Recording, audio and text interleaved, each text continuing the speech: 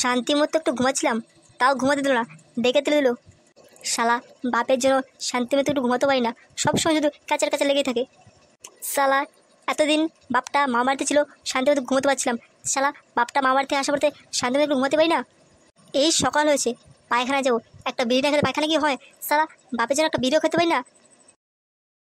না, গিয়ে দেখি বাপটা কি করছে, না গেলে আবার বেশি প্যাচা প্যাচা করবে।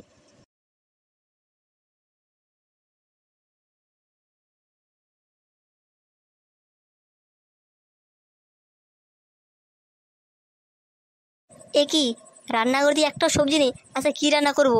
এ শালা পুরো সব খেয়ে নিল নাকি? এই শান্তির ছেলের চিন্তা আর বাঁচি না। শালা খাবে দাবে টোটো করে ঘুরবে, বাড়িতে কাজ কোনো করবে না, তাও ঘরে যে সবজি নেই সেই খেয়ালটাও নেই। এবার কি রান্না করবো? ফুটো, এই ফুটো, এই শালা শান্তির ছেলে কই গেলি? এই শান্তির ছেলেকে কখন ডেকে আসলাম, শালা এখনো ঘুম থেকে উঠলো না। কি হয়েছে? এত সকাল সকাল কেন ঘুম থেকে তুলে দিলে? কি সুন্দর একটা স্বপ্ন দেখছিলাম, স্বপ্নের মধ্যে আমি রাজা হয়েছিলাম। তুই শালা শান্তি ছেলে স্বপ্নের মধ্যে রাজা হবি, জীবনে বাস্তবে রাজা হতে পারবি না? কেন পারবো না? অবশ্যই রাজা হতে পারবো, নিজে কঠোর পরিশ্রম অবশ্যই পারবো। শালা শান্তির ছেলে, সকাল 11টা পর্যন্ত ঘুমিয়ে থাকলে রাজা কেন, রাজা চামচা হতে পারবো না? সকাল 11টা পর্যন্ত ঘুমিয়েছি তো কি হয়েছে? নিজের কাজটা নিজে ঠিক মতো করছি না? কি বাড়াচ্ছির কাজ করছো তুমি? সারাদিন তো ঘুমোচ্ছই। আমি ঘুমের মধ্যে কাজ করি। ঘুমের মধ্যে যখন কাজ করো তাহলে ঘুমের মধ্যে খেয়ে নিও। এবারে তোমার বাড়িতে খাওয়া বন্ধ, দেখি কোথা থেকে খেয়ে আসো তুমি। কোনো ব্যাপার না, আমি বাড়ি থেকে নেবো। অত বড় বড় মুখের কথা, বাইরে গেলে দুনিয়ার টের পাবে। দুনিয়ার হাল তো এখনো চেনো বাবা, এখন বেশি ফুটে নেবার না। বাপের হোটেলে বসে খাচ্ছ যাচ্ছ, কিছু তো বুঝতে পারছো না। কিসের শালা বাপের হোটেল, যেখানে মত পাওয়া যায় না? তবে রে শান্তির ছেলে, আজকে তোর খাওয়া পুরোই বন্ধ, দেখি কি আজকে তুই কি করিস। আমার জন্য তোমার চিন্তা করতে না, আমি বাড়িতে খেয়ে নেবো। শালা শান্তির ছেলে বড় বড় কথা ঢপ পেরে গেল। দূর শালা, আজকে আমিও বাড়িতে রান্না করবো না, আমিও লেবরা হোটেল থেকে খেয়ে আসবো, দেখি লেবরা আজকে ছেলে কোথায় খায়।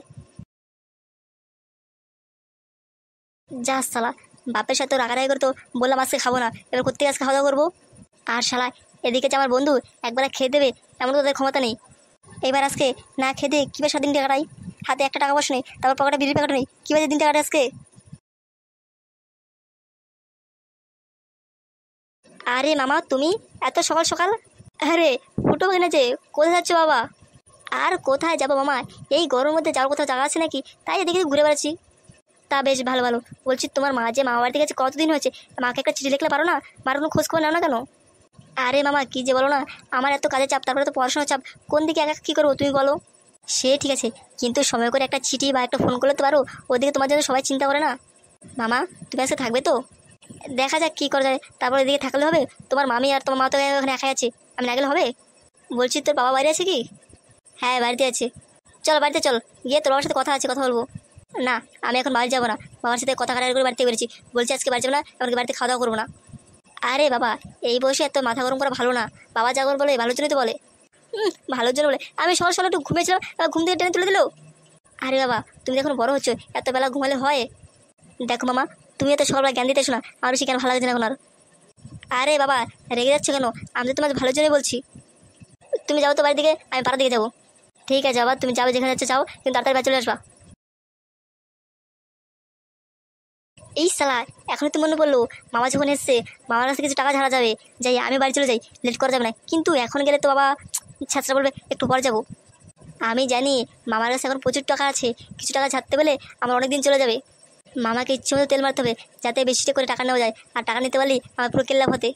কিন্তু মুশকিল হচ্ছে একটা, বাবাকে যে বলছি বাড়িতে চলে আজকের জন্য, কি যে করি ওটাই তো মাথায় খেলছে না। দেখি গিয়ে কি বলে এবার। ও দুটো বেশি কথা বলবে, বলুকে, তবু ভালো গিয়ে আমি তো মামার কাছ থেকে টাকা পয়সা পাবো। যে কোনো কাজে মামার কাছ থেকে টাকা নিতে হবে, কারণ আমার কাছে বিড়ির টাকা পর্যন্ত নেই।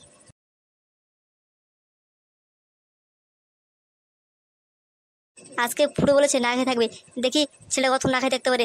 ঘুরে ফিরে তো বাড়িতে আসবে, আর বাড়ি এসে দেখবে আমি রান্না করি, তখন ওর শিক্ষাটা পাবে। আরে এটা আমার শালার মতো দেখা যাচ্ছে না? হ্যাঁ, এটা তো আমার শালাই। আরে শালাবাবু যে, তো কেমন আছো? তো হঠাৎ করে কিছু খবর না দিয়ে। আরে দাদা, তুমি দিদিকে ওখানে রেখেছো কতদিন হয়ে গেছে, এখনও যাচ্ছ না, তাই খোঁজ খবর নিতে এসলাম, দেখতে এসেছি তোমরা কেমন আছো। তা বেশ ভালো ভালো। বলছি একা কেন, সাথে গিন্নি করে নিয়ে আসলে পারতো তো।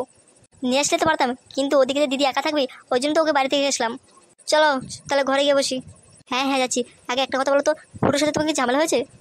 আর বলো না, ছেলে আমাকে জ্বালিয়ে খেলো। আরে দাদা, এই বয়সে ছেলে একটু এরকমই করে।